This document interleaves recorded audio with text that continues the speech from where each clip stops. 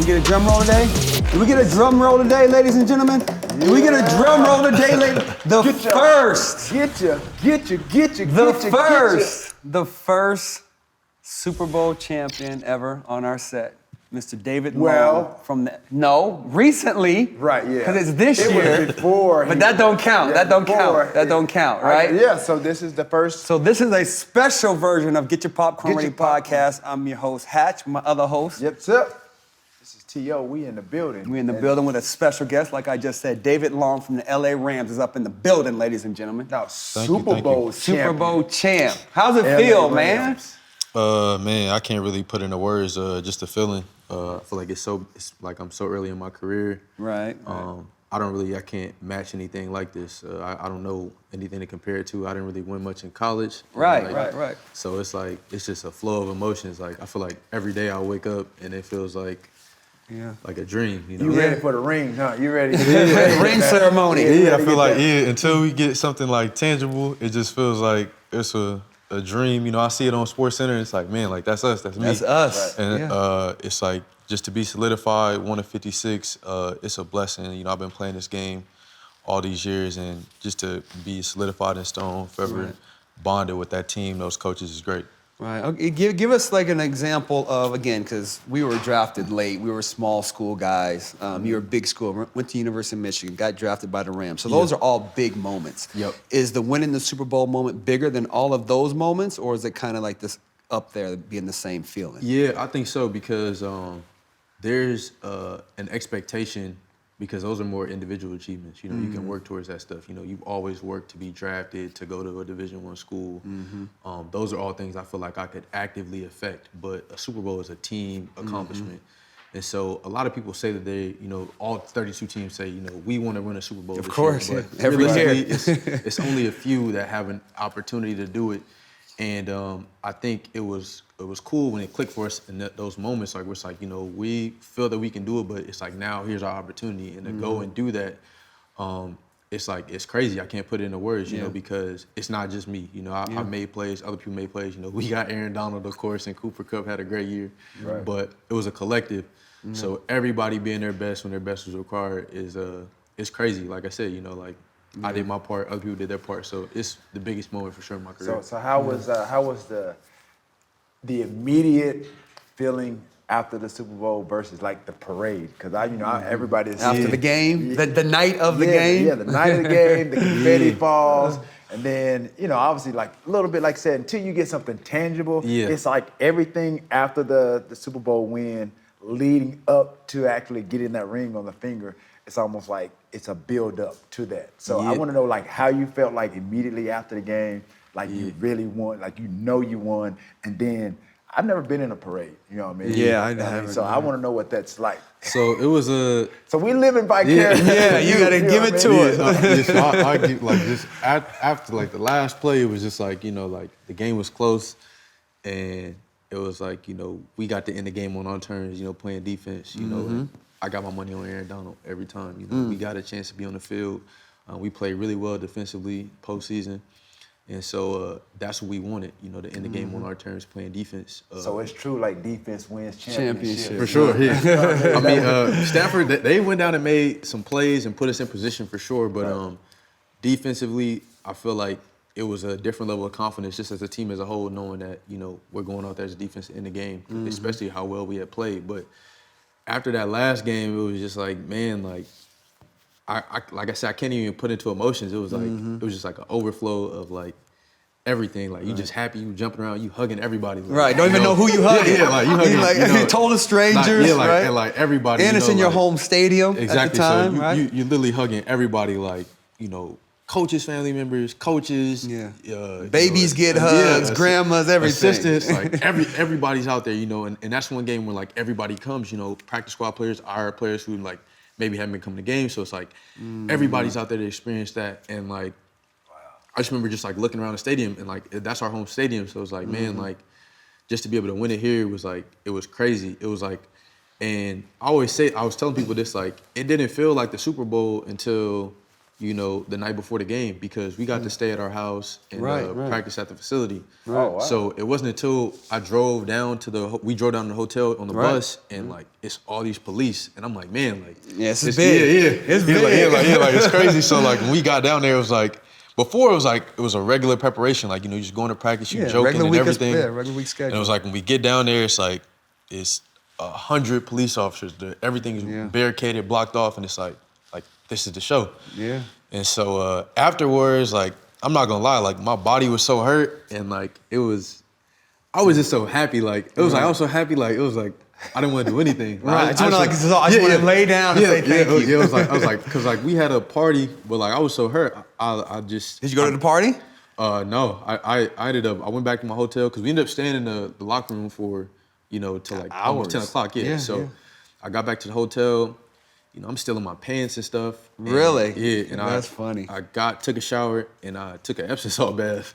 So you were hurt? What do you mean? You say you were so like hurt? my body was just exhausted. The whole season. Like, because it was like, I'm not gonna lie, like playing 17 games and then going into the postseason, it was like my body was just like, it was like, it was like I was done. Like if we had to play a game after that, it would just wasn't gonna happen. Yeah, it was like, I don't know. So like everybody left it all on the line for that game. You know, we had guys hurt. You know, Eric Weddle played with a torn pec. You know, guys just fighting through it. I heard about that. Yeah. So after the game, it was just like my body was just done. I just laid there. You know, I called my family and friends. I just think like, he's young. Yeah. Right. So imagine the older players at 30 What year and. is this? This is my third year. Third year?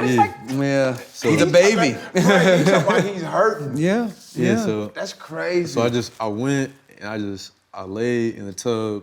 And, you know, I was Epsom salt bad. I called my brother, you know, text all back my friends. You know, I had a whole bunch of phone calls, missed phone calls, text messages. Yeah.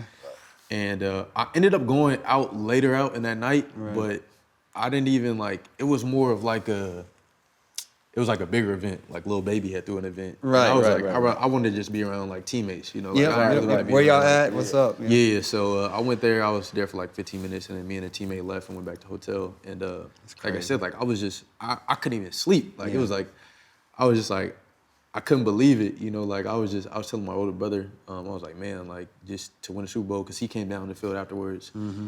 And like, it's just like, it's crazy. I just think about like all the moments leading up to this, and also just watching the Super Bowl. Like, and I remember watching it last year and thinking like, you know, the Super Bowl is going to be in LA. You know, we could have an opportunity to do that. What Tampa Bay did, you know, win at their home stadium. As a team, did you all ever talk about that throughout the season? Like, yo, it's here in LA. Let's, you know, I mean, it's not an extra push, but do you guys put that on your minds? So, you know, everybody media-wise, when Stafford came, it was like, you know, the Rams are trying to make a push to go to Super Bowl. But when we got Odell and we got Vaughn, it was like our understanding was, you know, we're trying to win this thing. But when we got them, it was kind of like an all hands on deck, like now or never.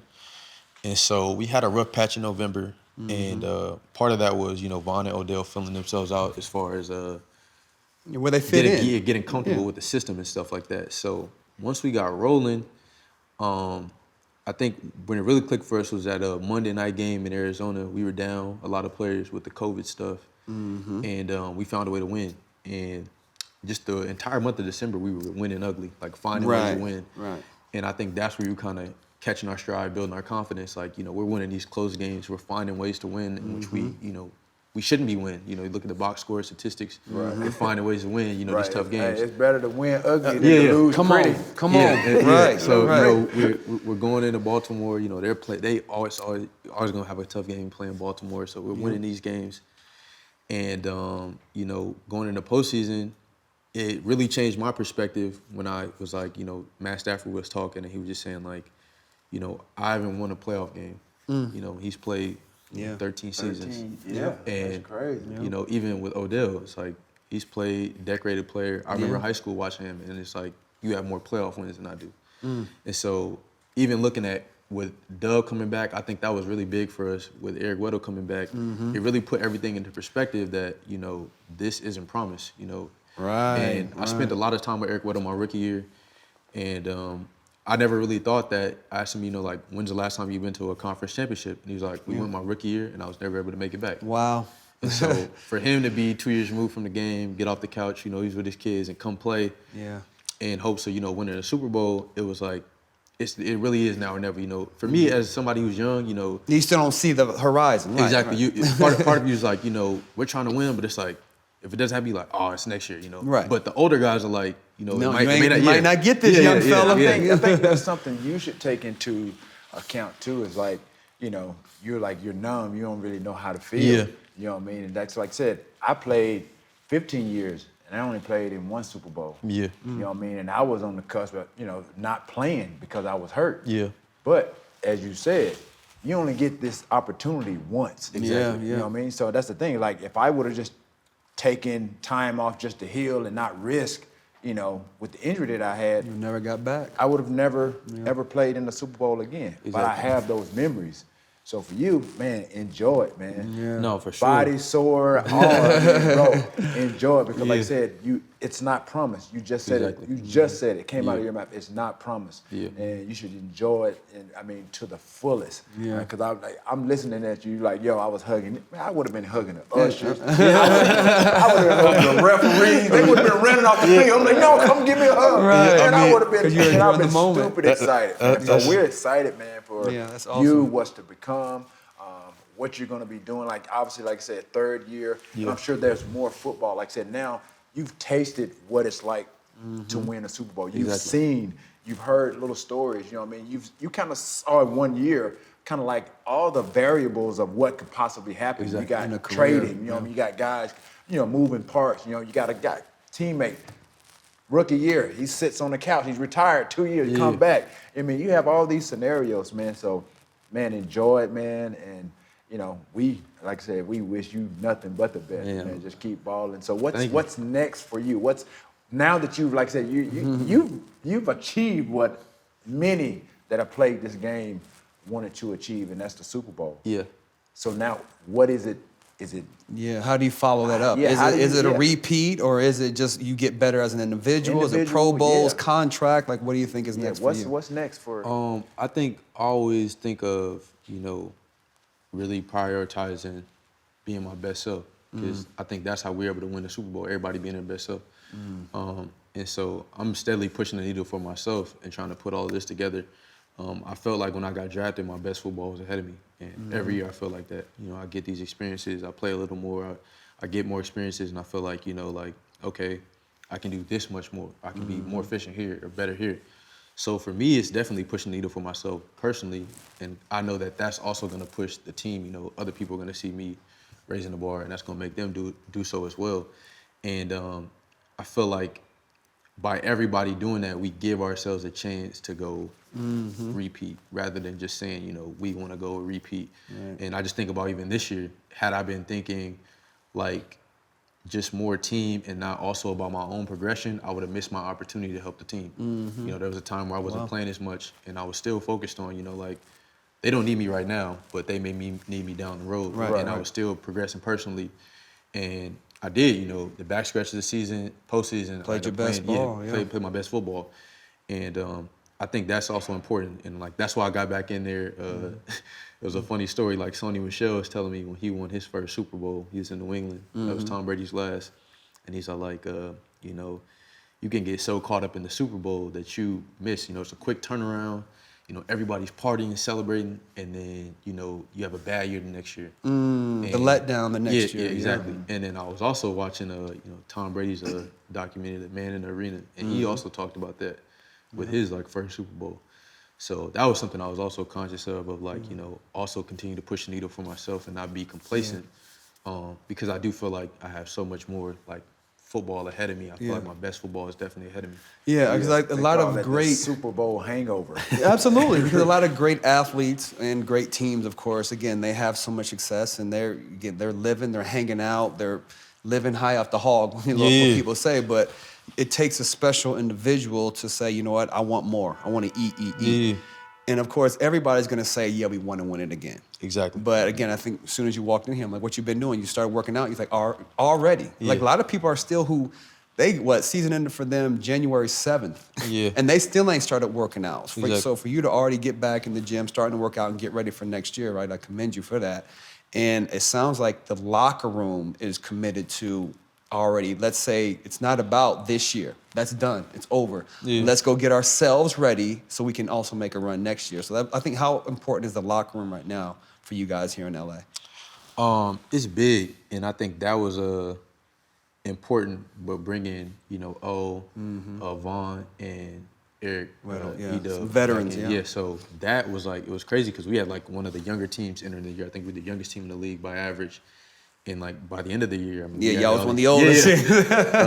But that was like, people don't realize how much that did for like the locker room rather than like the field play, because just everything being cohesive in a unit, it was big. And then also having that perspective, Vaughn won.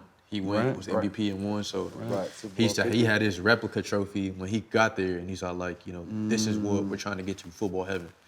And when he said it originally, it's like, like it's so far away. But the more we got closer to that, you could kind of feel the energy that he was trying to put out initially. And you started to see the shine on that trophy. The shine started really glaring at you. So that, and then with like I said, with Doug, his perspective, it's like, this dude's played all this time, all the contributions he's given to the game. You want to win for people like that. He's done a lot for me, even in my career, just when I was swimming as a rookie, I sit in the film room, I spend days, like mirroring him. I get up in the morning with him, I watch film with him. And a lot of the stuff that he taught me is like, I still use to today. So it was cool for me to have a full circle moment and be able to help him chase something when he was helping me, get established and, feel my way throughout the league. And that's awesome, to be able to be on the field and help him win was like, it was dope for me. That was cool for me. That's awesome. Because again, a lot of people don't get to hear that about the athletes, like that team camaraderie you're pulling for your teammates. That's a real thing. Yeah, no, for sure. People are like, oh, they're all so selfish and they just want to go get the contracts. And, it's not about that. Like, we're literally... It's a brotherhood. For sure. Brothers. Truly. Truly, And when I play, like, honestly, like I said, regardless, with a brotherhood, there's going to be ups and downs. Sometimes you're going to butt heads, It's like family. Like I said, November, y'all weren't doing great. Andre Whitworth was here on the show during that time. Y'all was kind of going up and down. Yeah. But after that, y'all got it, kind of rolling. But there's always going to be the ups and downs during the season. It's that brotherhood, and that's what a lot of people on the outside, they don't understand. You know what I mean? And not everything is going to be peaches and cream. It's not going to be perfect, you know what I mean? But, as you said, being cohesive, being together at the right moments, and then you having, like you said, at one point in time, like, bringing guys in, you realize, okay, this is now or never. It's like all hands on deck, so to speak. Bringing in the likes of a OBJ, Von Miller. Then, as you said, late, playoff push, you bring, your boy E-Dub off the couch. And then, like I said, just opportunity. I think just being here in Los Angeles, we got to see some of that. Like I said, we had Andre, who was a former teammate of mine with Cincinnati Bengals, had him on the show. And then, like I said, you saw so much kind of unfold throughout the course of the year. You had Deshaun Jackson. You had him on the squad. Right, that's right. Forgot about Right, exactly. And then what you felt like you went through, like, you weren't playing. You probably, like, okay, well, what do I do? I'm not playing. Do I, just be part of the team? You could have been sulking because you weren't playing. And I think that's what's part of why he ended up leaving, because he wasn't feeling like he was contributing as much as he should. You know what I mean? And then now, like, he's out. Now I'm pretty sure Deshaun, like, man, maybe I should have stuck it out. You know what I mean? And then things kind of happened at the right time too, because he left. And then OBJ's situation over in Cleveland, you know what I mean? And then when Woods got hurt too. And then Robert Woods, like that. So you never know. It's like everything happens for a reason. And then again, some guys can look back on their careers and like, it's like, oh man, I wish I would have done this and I wish I would have done that. But now, as you said, now what's the end goal? So you say obviously personally you want to get better. What areas do you feel like you need to get better to feel like you can better contribute to the team? And then, like I said, just take your game to new heights. Because you've learned from Eric Weddle over the years. You got Ramsey out there learning from. What is it, it's going to make you feel satisfied other than just winning the Super Bowl now? I feel like I just learned I can't really put like a ceiling on myself, you know. Like I feel Is it starting? Is it starting 17 games, right, Right. as a starting corner in the league? Like, you're like, that's not even going to be enough. Is what you're saying. like that's what I'm saying. Like I feel like that I'd be, you know, too shallow, but I just feel like I just want to establish myself as, you know, the talent that I know I am. You know, somebody that, you know, is cerebral, can play inside, you know, dominate, you know, tackle, cover, you know, zone and man. You know, Right, that's what I'm saying. Do you want to be one of those guys? You want to be one of the top guys, you know, in the league. You know, Definitely. people, you know, when they mention, you know, I feel Rams, they think everybody mentions Jalen Ramsey. Yeah. You know what I mean? So I feel you like want to be one of those guys. Nobody's really saying no disrespect. Yo, no. I get what Right. you're saying, but I feel like the biggest thing is I'm really not for, you know, media. I think respect amongst like peers. Among your peers. Yeah. So I think that's like big to me. There's a lot of guys that don't get a lot of pub in the media for whatever reason. You know, they might have a bigger name on their team. Right. But, you know, when it comes to scouting report and breaking these players down, you know, these are guys that you have to account for. Yeah. Right. And I feel like that's biggest to me, you know, like, because, you know, media is here and there. You know, some guys are going to get more pub because of the personality that they have, the things that they do. Yeah. But amongst my peers, I think that's the biggest thing, the respect amongst the guys that you're playing with, guys that are playing against you. Like I said, I just want to be respected as a player I know I can be. And part of that is, you know, putting everything together. Right. Now, again, you think as a complete corner, complete DB, are you going to end up being more of an inside guy, outside guy, or kind of going back to the free down in the box? Like, I feel like 'cause you can do it all, yeah. but like over the next 8 years, what do you think that perfect scenario for on the defense would be? I feel like I've done a great job in the film room that allows me to move around, and I did that this year. So I think it would be cool to be, you know, established as somebody that can do that. You know, one of the only players that can move inside, move outside, and But move that around. will And- extend That's hard to your do. career. Yeah. Right, Yeah, but and- then it'll extend your Absolutely. career. Yeah, for too. sure, and to do it at an efficient level as far as communicating. You know, some guys can do it, you know, in man-to-man, or they can do it in zone. But to do all of these things at a high level, and I know it's difficult to do, but I feel like I was, you know, on the crisp of that the back end of the season. That's, you know, 2 years worth of work just to get those small opportunities and show what I can do. So like I said, continue to push the needle, not be satisfied with, you know, I did it, we went to Super Bowl. It's like, okay, what can I do more? You know, how can I communicate more? What I'm really looking at, you know, plays that I feel like I should have had, and not just the plays where it's like, oh, he caught a ball or this and that, but, you know, the plays where nobody's looking and you like, you know, I could fall off and make that play a little quicker. Exactly, game-changing plays.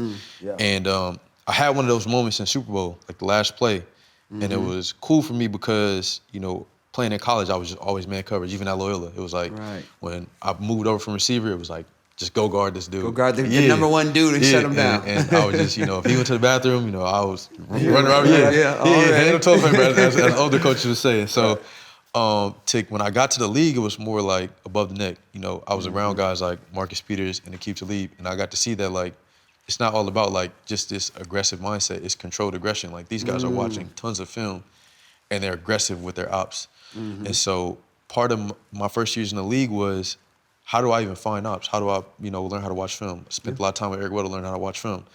And then when I would, you know, identify these ops, it's like, okay, are you going to be confident enough to go make the play, to go In real time. in real time, to be the aggressor, even when it's not your play to make? You know, you see it coming and you just fall off and the play's made. You like, to everybody on TV and coaching staff, it's like, that's not your fault, but it's like in your heart, you like, I knew that play. Exactly. Trust your eyes. Yeah. And so in the Super Bowl, it was like the last play of the game. You know, it was 4th and 1. You know, they took Joe Mixon out the game, so that's a big, huge indicator. It's like passes coming, and just in the moments, like, they're not gonna take a shot down the field on 4th and 1 for the game. They need this. Yeah, they need a quick game. So I was in the slot, the tight end went, you know, fast to the flat, and I was able to peek back and look at the footwork, and, you know, I knew T. Higgins was coming behind on the slant, and just like that split second of me settling, because if the ball was thrown, I would have been able to make the play. Like, Eric Weddle was running towards there, and Darius Williams had a good break on the ball, but the moment he clutched the ball, and then Aaron Donald was able to get there and get the sack, it was like, for me, that was a big moment for me, because it's like, I could have easily just did my job, you know, like, I'm running with him, Play it safe. And then you know, what if we lose a game? It's like I would always think, you know, like I could have made that play, even though it's not my fault. Right, exactly. So and in your mind, you know that, everybody that's watching the game, they don't really think it. They don't even think anything. Yeah. But you walking around here, not even today. That's in your head. Exactly. Yeah. Like that's in your head. What would happen? I feel like a lot of players have a lot of those moments in their career, for whatever reason. Right. But I feel like I can really take advantage of my strengths, which is, you know, being cerebral, understanding all these things, by going and being aggressive on these options I see.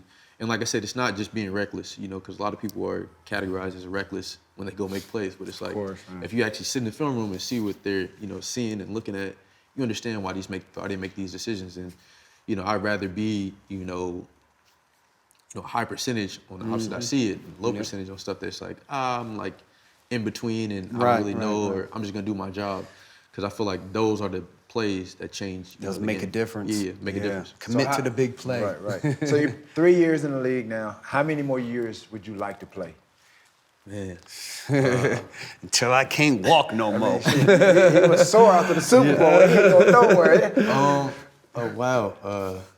I don't know. I feel like I want to play as long as I can, and I want to play until because I'm really big on preparation. And actually, I have some questions to ask you about just like your preparation, because a lot of dudes I know, older guys, told me about just like how you prepped and practiced. But I'm big on preparation, so I feel like I'll play until I feel like I don't have the urge to prepare the way I know I need to. You know, like I would never come back and do less than what I was doing and expect, you know, the same result. I couldn't, you know, see myself, because it'd be tough for me, you know, like to just know what I was doing and what I know what it takes, and just to be out there. You know, I'd rather just, you know, step to the side and let somebody else go ahead. Let the younger let guys nature do it. take its course. Exactly, yeah. But I feel like, whenever that happens, but I don't see it happening anytime soon.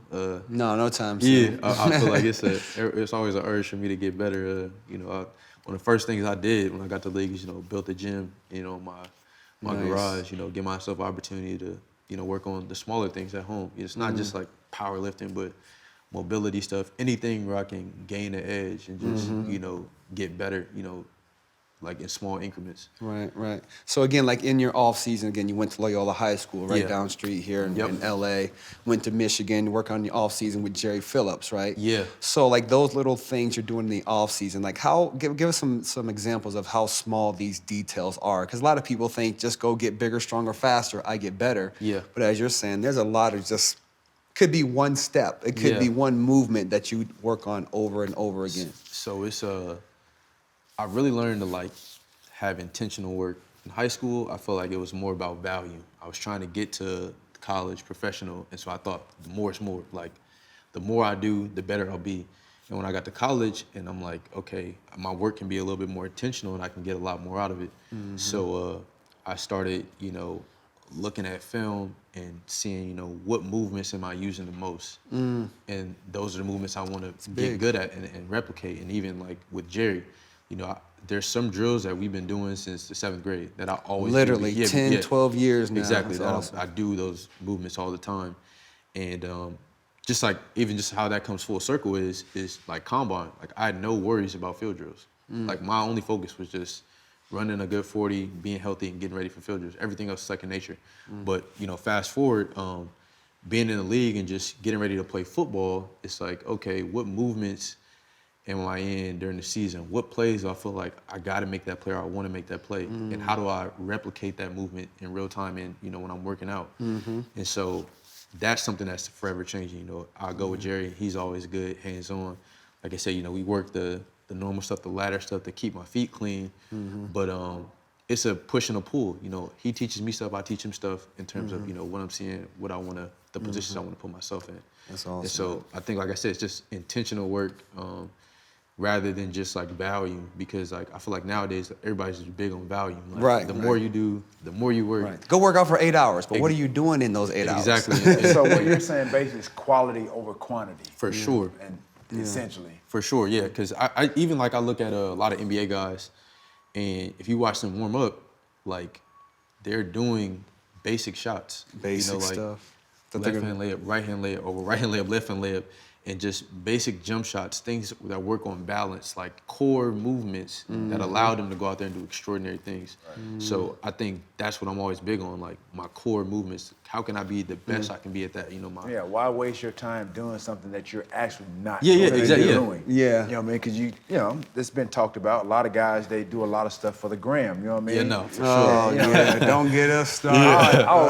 We've talked about it, time and time again. Like, especially as a receiver. I mean, you have all these, quote unquote receiver gurus, teaching guys footsteps, hopping footwork, backwards, and all this stuff. I'm like, if that's not really in your DNA, that's not for every receiver. Exactly. Right. You know what I mean? Right. So you're teaching guys that don't even have that in their body. Exactly, in their bag. Yeah, You're sure. teaching them bad habits. That's wasting something that time. You can't do. No, literally. If you it's almost like teaching somebody. If you don't have Kobe talent or MJ talent or even Hatch talent, then why do something that you're not capable of doing? For sure. You know what I mean? But work on the basics till you can get to that point. Then you have the freedom to do some of those things. Absolutely. And I think that's what you're essentially mentioning is that quality of work. That's very cerebral of you, and you've said that a couple of times, that that's where you want to enhance or improve upon your game of where you are now to get you to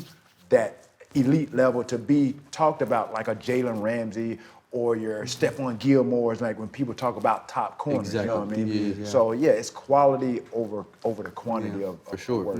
And I think, like I said, you had some questions you want to ask T as far as longevity. What's some of those questions you might? Yeah. So like, just from, I went to, Matt Ware went to our school.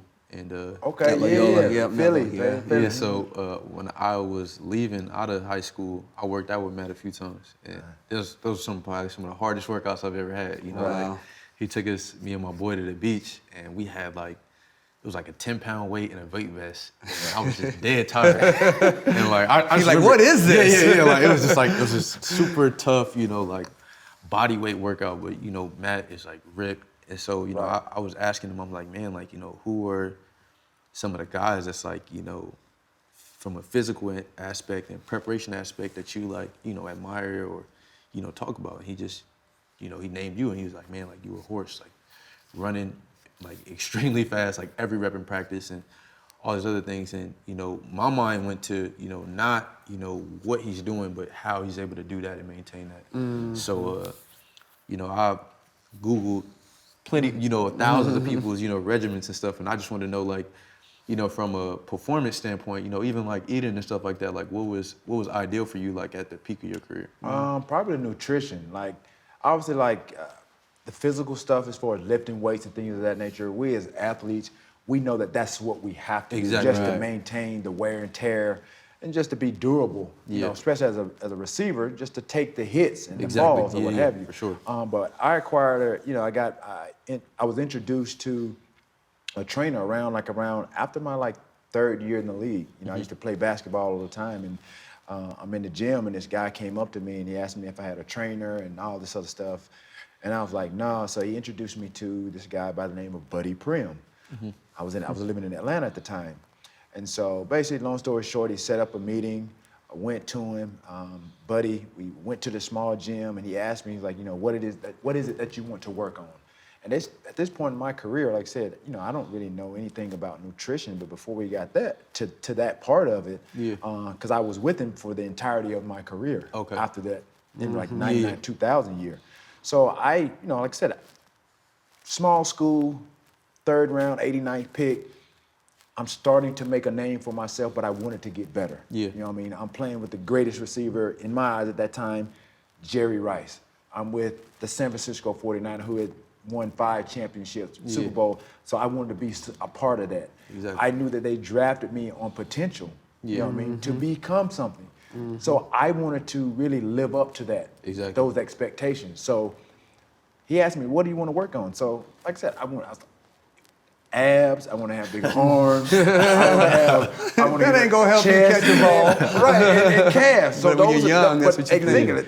But that initially, those were the things that I wanted to work on. But then we expanded upon that. So those, like in that 45-minute workout that he gave me that day, and literally it was only 45 minutes.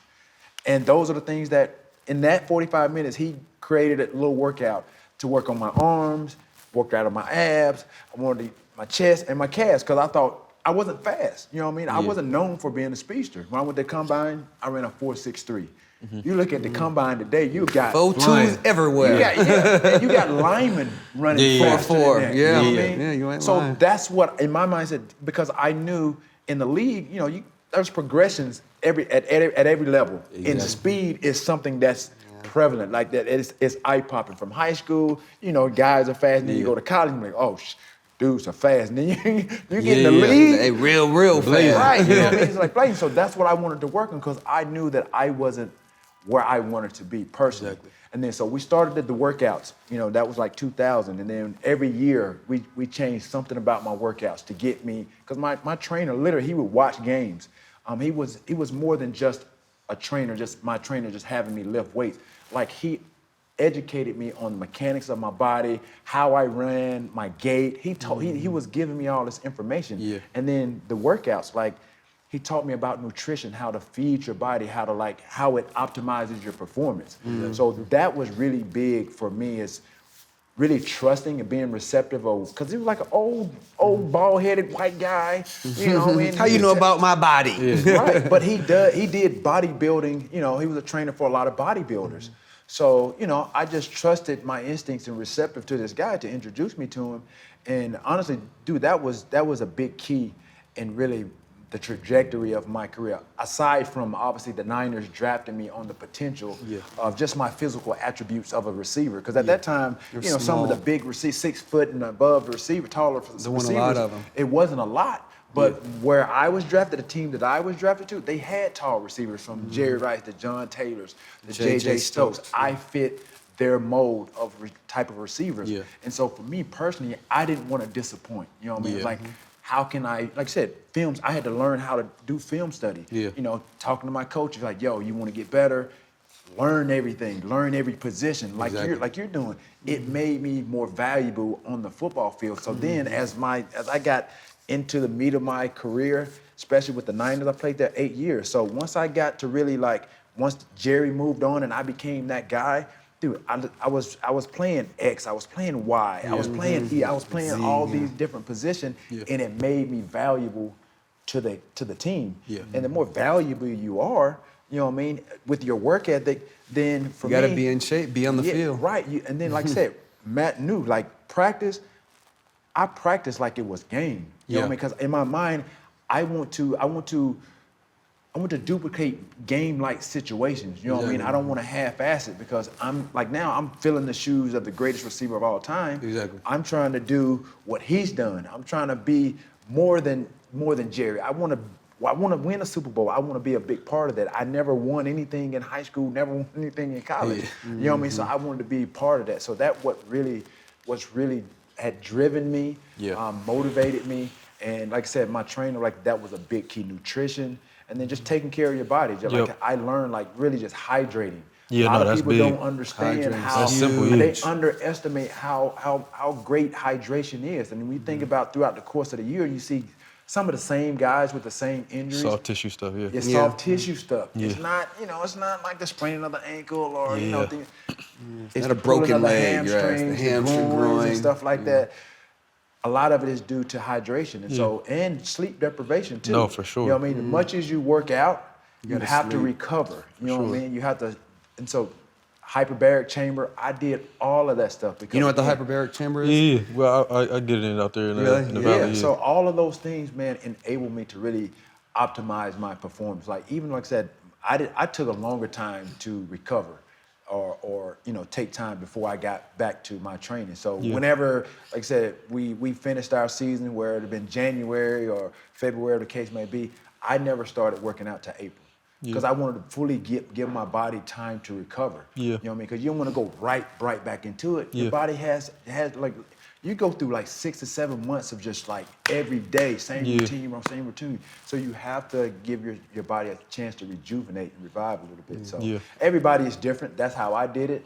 I'm not a big drinker or anything like that. So that really factored into really me optimizing and really performing well too. Where again, that falls into the situation that creates dehydration. For sure, too. yes. So if you're not hydrating, you're drinking like beers and things of that nature, liquor, you're not doing yourself any good. Like, I'm not saying that you can't do it, but when you get on that program of After really years, training, then like for me, when I did drink, once I started training, I cut it all out.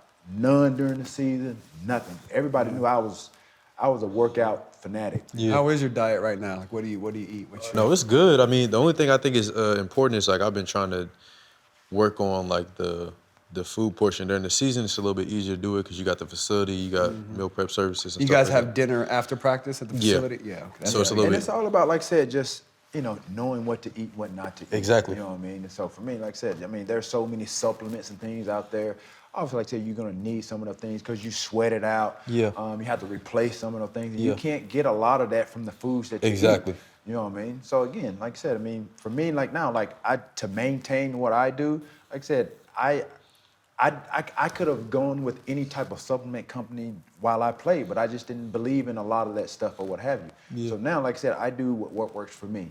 So that's a plug for my supplement company that I'm working with now, Plant Fuel. So it's plant-based or what have you. And Okay, it's not yeah. like I'm straight vegan or anything like that. But Have you got into the vegan at all? Because I know a lot of professional athletes. So some of the we do have a drink that is plant-based that I drink. It's like instead of the muscle milk, it's the same thing, just plant-based. So, right, yeah, exactly. So it's, again, there's always healthier alternatives Yeah, to yeah. some of the things that are out there. And like I For said, sure. and the thing for me, like my trainer told me too, like especially like I wasn't a big vegetable guy, you know what I mean? But he basically told me, he's like, yo, anything from the earth is good for you. Yeah. You know what I mean? Your body's gonna easily digest it. It's good for your body. Yeah. So a lot of these processed foods and things of that nature, sweets, like it's not good for you. But we do it. I mean, we Can't do and it too much. Right, and how much we train and we work out, we burn that stuff off. Yeah. But if we can enhance, and put the right things in our body to obviously perform better, and that was the thing for me. I saw the results Yeah. of what he introduced me to. Eating healthy, like in the morning, like, egg whites. I mean, I still eat that stuff today, man. Yeah. People think that I'm crazy. I go to Waffle House, like, well, Waffle House is nasty. Look, egg whites, tomatoes, waffle. It's still not the healthiest version, though. Waffle House not the healthiest because of the butter and the grease that they put on the pan. See, he's still getting educated a little bit too. But again, it's still egg whites, but the butter. Right, but you minimize a lot of that. But if you think about some of the foods that's being cooked and prepared now, it's still butter. You don't know how much they're putting. Depends you on don't know how much they're putting in there. But like I said, I'm still getting the healthier version. The healthier version. Right, exactly. So that's the thing. Oatmeal, like I said, eating 3 to 4 or 5 times a day, especially playing, being an athlete, you can do that. Your body's going to require that. Like, do I do that now? No. But during the season, I eat at least 4 or 5 times a day. You know what I mean? Like I said, the more you work out, people want to they hear me tell their story about me working out.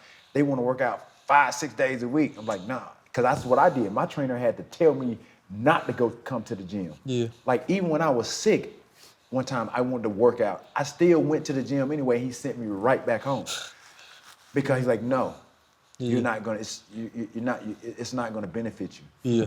So I mean, I literally had to listen to what he was telling me, even with taking care of my body, massages, things of that nature, NMT, ART, neuromuscular therapy, active, all of that stuff. That was what created the longevity for my career. Yeah. Yeah. Do you do the cryo in the cold Yeah, tub? no, Which I one? think, like I said, I think I've done a good job. I mean, this year I feel like the year was just longer. You had the preseason, you had the 17 games, and you had the 4 games there. And then that's not including, training camp OTAs. So it's like you're playing this continuous gap. But I think I've done a good job. It's just like I said, I'm always trying to find ways to push the needle. Right. And, I've been big on my, just dieting and things of that nature, massages, cryo, everything, everything I could possibly do, I've been trying to push the needle. But just to hear from somebody like you who did it on an extremely high level for a long time, that's just good to hear and just know that I'm moving in the right direction. Yeah, I mean, because Hatch knows too, longevity is key. Key. you know Yeah, what for I mean? sure. And like I said, if you're not taking care of your body, that's when things start to kind of just pop up, creep up here and there. Injuries are part of the game. It's inevitable. But, even like when you have injuries, it's what you put in your body is what's going to enable you to recover. For sure. And so that's what I was able to do. I was able to recover quicker than some of the guys. Like, we can have the same type of injury. But it may take somebody 6 weeks. It may take me maybe a week, 2. You know what I mean? Yeah. So that's the difference. And I try to try to educate and try to share these things with, people like yourself that ask me, especially my son, even my daughter that's playing volleyball. The best ability is availability. For sure. Because no matter how much talent that you have, if you're not capable and you're having injuries all the time to be able to go out there and help your team, it's like don't matter. You're helpless. Exactly. You know what I mean? Some injuries are, like I said, you can't avoid it. You know what I mean? But I'm sure, like Robert Woods, he sat on the sideline with the ACL injury. That's something like that. He couldn't do anything about it. Exactly. You know what I mean? So I know I can't imagine what he felt like, seeing Odell make plays and Cooper Kupp and these guys, he was a big part of the buildup of the success of the Rams this year. So those are some of the things, like I said, reach out to me anytime, like I said, I'm always, feel like, because people have shared the information with me to get me to where I am, the least I can do is pay it forward. Yeah, for sure. Appreciate that. So what else off the field that you're going to be working on? Like, what are your other likes and things you want to do outside of football as far as the next 5-10 year career as well? There's always that. For sure. You focus on the ball and do all that stuff during the season. But as you get further along in your career, you'll start figuring it out too. I've been just doing stuff little here and there with my financial advisor. Good. And I think I'm actually gonna go work for his firm afterwards. So I spent some time in New York every off season up there. Nice. And like as an intern or just kind of shadowing? Intern, Nice. And most of the time you hear that, people, right? NFL players go intern at companies, and how much money did you get? No money. Free. Right? Because people don't understand, that's what we do in the off season just to better ourselves. You know? So really just learning. Like, all those people in there are extremely smart. And the cool thing is half the time I'm monitoring my own money, the money and investments, but just to really see how all that stuff works. That part. Own money. Monitoring, keeping an eye on your own situation. Yeah, so half the time I'm looking at it, but it's like really, I just want to know the ins and outs rather than, and I think that's what drew me to him as far as my financial advisor. He was always more of a resource than, give me your stuff and I'll make it work for you. It's like, okay, you need to learn this before we can make this step. And, you need to understand, the pros and cons of this.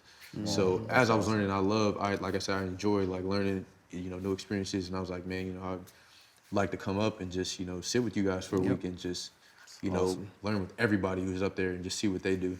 And the stuff that they're able to do and just put together is amazing. So I've been just, inching away at that. He gives me his Wall Street Journal account. I read articles, every morning. So keep that up, man. That's big. Again, Yeah. it's major. Again, gives you a second career, if you will. For sure, 'Cause you going, after you hit 30, 35, whatever, it's going to have a lot more of your life left. And even from just a connection standpoint, it just gives me a lot. He works with other clients that have far more money than the athletes that he works with. Absolutely. And just that perspective. That's valuable in itself. Just hearing those people talk and just their situations and experiences they've had, and it can help me as I'm trying to ascend to a different level in financial world or even just working. So all that stuff is valuable.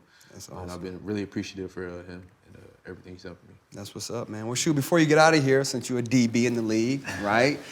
We ain't gonna go receiver. We're gonna say, give us your top 5 DBs that you liked, right? Growing up, could be guys playing now, whatever you think, but who's 5 guys that you watched and you tried to pattern your game after? Okay. And Michigan has some pretty Michigan, good yeah.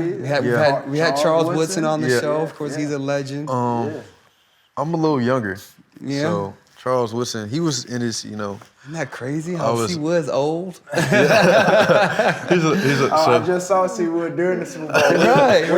And we was at this party. At CAA. And he was like, man, I feel like I'm getting old, man. I like this. I'm go back to my hotel. It's 11 o'clock. We over here. About 10 years ago, we was at this party. But I say, man, So not in any specific order. Yeah. Two off the top of my head, Revis and Brent Grimes. Okay. Huge fan of Brent Grimes in his game. Okay, he played at Atlanta, right? Atlanta, and then was with Miami for a little bit, and also with Tampa. Okay. Huge fan of Brent Grimes in his game. Okay, that's two. Revis. And like in his prime, Sherman, that was like when I was coming Yep. up. Sherman. Sherman. Yep. Yeah. Okay. So Marcus Peters is also because I just like I remember this stat when he was getting drafted, and it was like every 3 games he got an interception. And I was more of a man corner. You know, it's harder to get turnovers as a man corner. Absolutely. And so I just became like enamored with his ability to create, turnovers. And his rookie year, he came out and had like 9 interceptions. Right, rookie of the year, defensive rookie of the year, and followed up with like 9 or 8 the following year. Yeah. So Marcus Peters, I got a chance to play with him, for a few months. We traded him. Right, here in LA. But, that was super dope. And another person is like Asante Samuel. A lot of people don't we talk had him about, on the show too. Yeah, absolutely. That's Senior though. Yeah. Junior's just getting started. That's another guy a that dog. should be in the Hall of Fame. Yeah, Yes. If you look at his statistics, Look at the numbers only. right? It was- Equivalent to Deion Sanders. Yeah. Equivalent to a lot. Great numbers. No, Yeah. That's what's so crazy. So I know Yeah. we've been giving shout outs to Fred Taylor, who should be In the Hall as of well. Fame. But yeah, Asante Samuel for Samuel sure. Put him in that as Hall. well. Start playing. I mean, it's the fact that he hasn't even been talked about is what. Well, we got to talk kinda- about him. That's what we got. that's People got to crazy. talk about him. We It's talking crazy about you him. brought him up because again, nobody really thinks about him as one of the top corners or being eligible for the Hall of Fame. yeah. But his numbers, you know what I mean? It's crazy. You know what I mean? It's like I said, we talk about Chad Johnson, and he has numbers, you know what I mean, and other things, but it doesn't make any sense for somebody statistically to be at the top with some of the greatest that are already in the Hall of Fame and not be a part of it. And then the last one would be Rondé Barber. Really, Rondé? I Okay. used to dog him. Yes, Rondé, I'm talking about you. Yes. Ooh, we gotta and have guys like that. They motivated me because, like I said, coming from a small school, you know how it Yeah, is. of course, and you yeah. have top guys that went to these. I gotta Power go 5 at him. schools. I gotta go at him. Yeah, and Forget it's y'all like, Michigans and Ohio Right, States and bro. Miamis. I hate all Man, y'all. I'm talking about, dude. Like it was like I didn't say it in the media or anything. Like. That's how you feel. Yeah, and then with my Absolutely. play, how aggressive I played, like it was like me telling you, like, dog, don't come at me with none of I that. don't care about Georgia, Alabama, USC. I None don't of care. that. I'm finna give you this work. That's what's up, But man. yeah. I appreciate you coming on, man. Tell everybody where they can find you, social media, Instagram, whatever. Oh, wow. Social media, David Long Jr., I believe my handle on Instagram is That's Bushido. Yeah. What is it? Bushido. Bushido. And what's the story behind that? Bushido. Bushido Brown from the Boondocks. That's it. That's the Fictional story. character, yeah. Oh, you heard it there, then, ladies and gentlemen. Yeah. That's the story. He's sticking with it. Yeah. And then my Twitter handle is just my name, David Long Jr. But yeah, you can find me there. I tweet a lot. And I TikTok, Snapchat. You ain't, no TikTok. You ain't on TikTok, dog. You ain't on By the TikTok. end of the offseason, he might be on TikTok with that ring. Once he get that You ain't ring. lying, you gotta do something, dog. I Yeah, love man. TikTok, Congratulations, man. Thank you, for man. all your success, man. And man, hey, if y'all can run it back. Run do it another back. one, dog. Man, tell me. Yeah. There it is. Show. David Long, ladies and gentlemen. Get your popcorn ready. Peace. We out. See you next week.